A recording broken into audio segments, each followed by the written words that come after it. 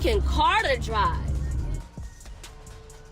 And you talking shit about me? Shut the up. Y'all don't even got a fucking house to wash your ass in, and you talking shit about me? Shut the up. Even like when my children, love my children. All four of my children are adults. And I told them, listen, no more handouts. No more handouts. Floyd Mayweather's daughter has addressed rumors that her father stopped providing her with financial support. She says she has no regrets about accepting money from her parents and claims Floyd may have stopped helping because he is struggling financially. Wouldn't you want to? I want the same thing for my son. I don't want him to ever have to work. Why does that bother so much? And why is that always being thrown in my face like that's such a bad thing? That's not a bad. Floyd Mayweather Jr. recently discussed his approach to parenting on a podcast. He said he can't continue giving his children money whenever they ask and wants them to become financially independent rather than rely on his fortune. Money, they go shopping, they put gas in their car, they party, they come back, I need money, I give them money, I buy them houses, I buy them cars. Told them, listen, from here on out, if you guys go to school or you work in one of my businesses, then you can branch off, get your own business, and I'll put the money up to help you start a business, but I need you guys to take what I've already started and triple and double that, and then I need my grandchildren to come behind you guys and do the same. After reports that Floyd had stopped her allowance, Yaya Mayweather said she was interested in trying a regular 9-to-5 job. However, critics questioned whether she could adjust to traditional work life after growing up with so many privileges. Yaya Mayweather, right? So Yaya Mayweather is the daughter of Floyd Mayweather. Right. Obviously, Floyd Mayweather, world-time iconic boxer, made $1 billion in his lifetime. Money Team. Come on. I seen her, and I was kind of torn. At first, everybody was like going at her, ha, oh my God, y'all going broke. But I'm like, never. You know, I wasn't really mad at what she was saying. So basically, she was saying, lately, I've been bored. So bored, I was thinking about getting a job just for the fun of it. Just for the fun. Now, for full context, she's been rich her whole life. Oh, like, yeah, she's a Nepo baby. She's a Nepo. She is the example of what it looks like to just only know lavish, only know luxury, only know the finest of the finest. And then her dad is Floyd, so all he do is, like, he got floss, he got 100 cars, he got all of this, they fly in a private jet. Right. So her whole life is luxury, and she probably has never had to struggle or had any type of adversity. She don't know, and she can't relate to anybody. This is probably why she can't create no products or services to monetize her startup. Right. Critics also question whether Yaya knows how to manage money despite growing up wealthy. They argue that having money is different from knowing how to budget, save, and invest it wisely. Without those skills, even a large fortune can disappear quickly. This also highlights a broader issue among wealthy families, where some heirs struggle financially because they never learned basic money management.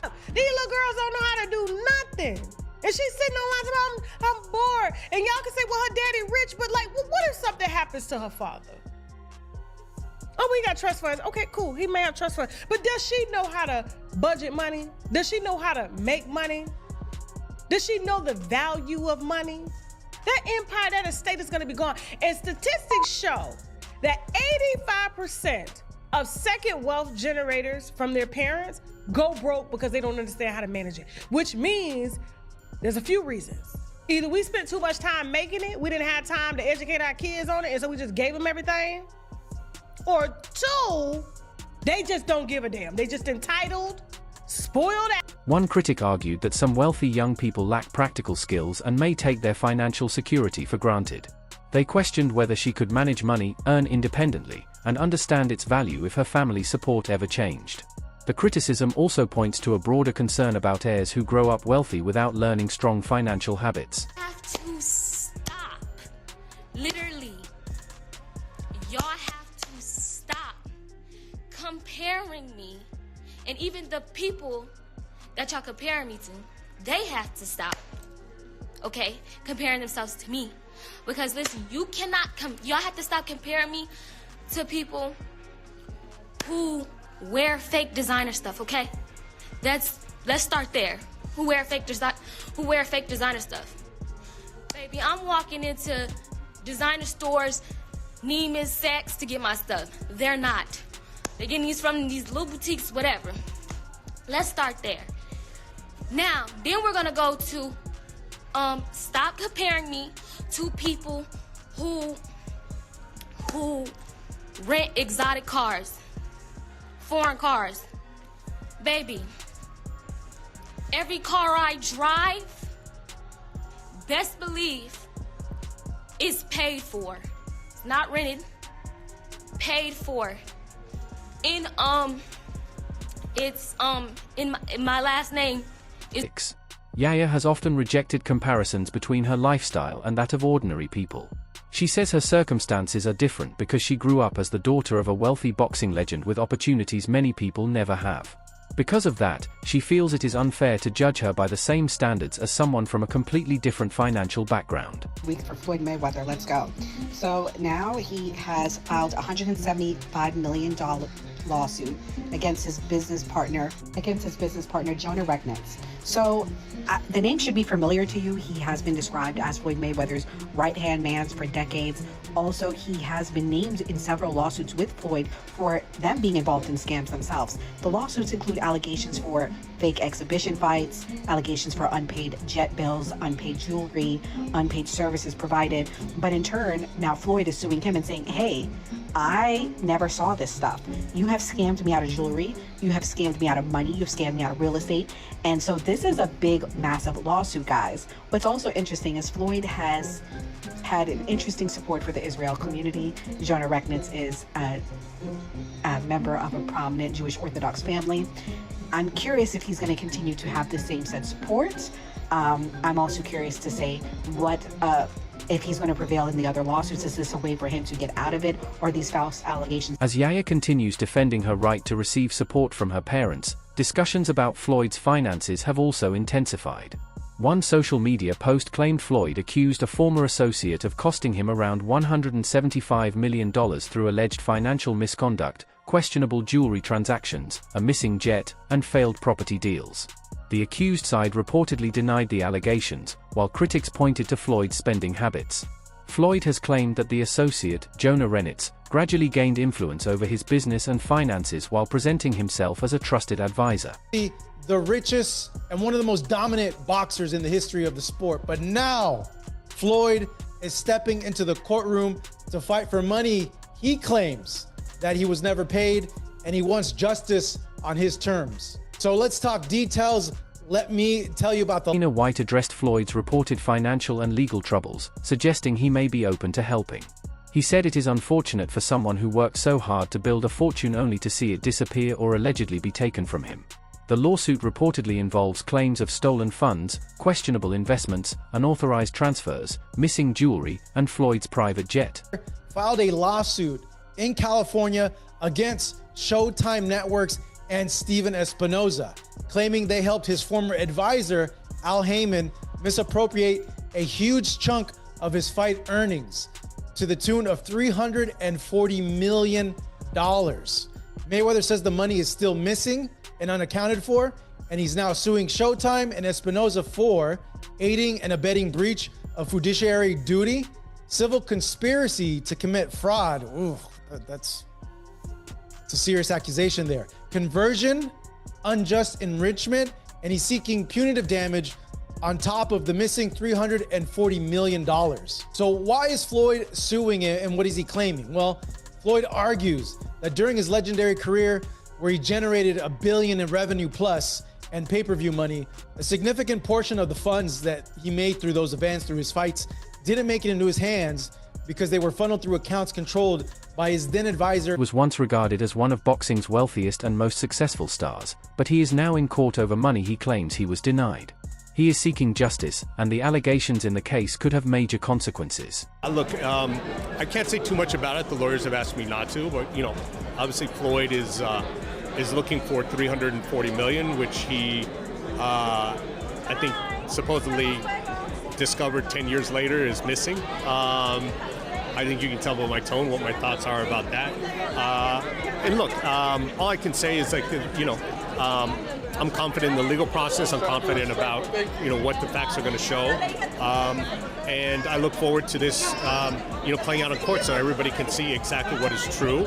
and exactly what, where the money went. Because if you look at the, how my career has played out, I spent my career going back to representing both Mike Tyson and Oscar De La Hoya. I've spent my career making sure that fighters are treated fairly and have gotten compensated fairly. And I've never done anything, but that. And I think at the administration that I ran at Showtime was one that was very fighter friendly, and I stand by that. And I know reputation will continue to, to be that regard. Floyd Mayweather has also become involved in another legal dispute involving Showtime and longtime advisor Al Heyman. He alleges that financial dealings were mishandled and that millions of dollars were improperly withheld from him. I don't know what the truth is fully in there. I know Steven Espinoza was named. He ran Showtime at the time. He was named him. I never was a fan of Espinoza. Again, I'm not afraid to say and not mince my words when I feel a certain way. And I've taken arrows for it, and of course I've also taken some praise for it. That people say, hey, Teddy's going to say what he feels. I was never a fan of him. I never thought he was a man that kept his word. I never thought he really did a great job over at Showtime. I mean, they put some good fights on because the fights were available, because the landscape made it available. Where there was, there was a lot of job shortages in the business, if you will, and people are eager, of course, to fight on a platform like Showtime if you're going to pay them. It's a lot of fighters available, and you didn't have to be talented to put on good fights at Showtimes. Like I said, there weren't a lot of places to go. There was a lot of unemployment. There were not a million places to go and get paid. So if there was a place, boom, there was a line of people waiting to get into. Steven Espinoza, the former head of Showtime, has also responded to Floyd's allegations. Mayweather is an example of the stupidity of living for the culture and trying to be relatable and trying to be this incredible icon or example of, look how much money I've made. He's blown it all, and now at 49 years old, he's got to go back into the boxing ring and continue to fight because he's in a lot of debt. And this is what I was trying to make the point to Cam Newton about. This whole, I'm doing it for the culture. What is doing it for the culture ever? Veteran analyst Teddy Atlas pointed out that Espinoza was also included in Floyd's lawsuit. Atlas said he was never particularly fond of Espinoza and suggested fighters have sometimes faced unfair financial arrangements. He also said some believe Floyd's spending habits may have contributed to his current financial pressure. Limited amount of money, money's just flowing. And even as much money as he's made in his career, which he's probably made as much, if not more money than any boxer ever. Like, there's all these lawsuits. Like, he hasn't been paying things, and he owes money on this and owes money on that. And it's like, and then he's got to come out of retirement. Yeah, that's tough. Yeah. That's tough. I think it's just the lifestyle that Floyd lived. Yes. I think he can't fathom to just live a modest lifestyle. It's like he got to be lavish. Right. He's got to have those videos where he shows you all the watches, where he opens the case up, you know. All the money. He got to show that he got $1 million in his backpack. And, you know, he got the latest watch and the latest car, and look what I just bought. And when you get into latest watches and latest cars, you get into that shit. Like, boy, that money goes cool. Former ESPN writer Jason Whitlock claimed that Floyd spent heavily to maintain his connection to celebrity culture. Whitlock suggested that the extravagant lifestyle may have contributed to financial pressure and debt, while also speculating that Floyd could consider returning to boxing to help cover his obligations. With Floyd right now, about the money issues, coming back, like, what do you think about stuff like that? What's your thoughts on that? You know, I try not to get in too much of that kind of stuff because, right, people could talk about, oh, Floyd broke and Floyd this. Man, even if, let's just say, coincidentally, Floyd broke. Floyd broke ain't like everybody else broke, bro. Like, Floyd broke is a different type of broke. Like, Floyd broke is our super rich at the end of the day. So, now, to see him come back fighting, I don't know. Like, I don't know. Maybe you know what I think my thing is with Floyd? I know him. So, like, me knowing him, I know that he just loved boxing too much. Earning enormous amounts during his boxing career, Floyd continues to face speculation about his finances after years of spending on luxury cars, jewelry, private jets, and expensive homes. His wealthy image came with a high price, and critics argue that even a massive fortune can shrink quickly without careful financial planning and investments. I'm probably even gonna ever say it that, like, what it is. But, like, me talking to him, like, I done sat on the phone with Floyd for hours. And in conversation, I just realized, like, yo, this dude is just, he, like, in love with boxing. Like, he's obsessed with boxing. So, like, he probably just can't hang the gloves up. Like, he can't let it go. He never really did. He can't let it go. Kept doing with the exhibitions. Yeah. He never really did. He'll take a break where you don't see him, but then he back in the gym. It's just crazy, like, thinking of Floyd being 50, having to go to the gym and spar 3 days a week, bro. That sounds crazy. I mean, it look like he doing it well, though. Like, even when I watch the videos, I'm like, man, this don't look like no 50-year-old fighter to me. Like, it looked like a guy that, I ain't gonna say in his prime, but he looked like in his 40s. That's the thing. Floyd past his prime is better than a lot of guys in their prime. That's the thing, because he just knows so much. Too much, yes. Been on too many big stages, so that's not. Terence Crawford said Floyd's situation should be a warning to young athletes about managing their money wisely. He stressed the importance of investing, planning ahead, and not assuming another huge payday will always come. Shakur Stevenson defended Floyd, arguing that even if he faces financial pressure, his situation is still very different from that of ordinary people.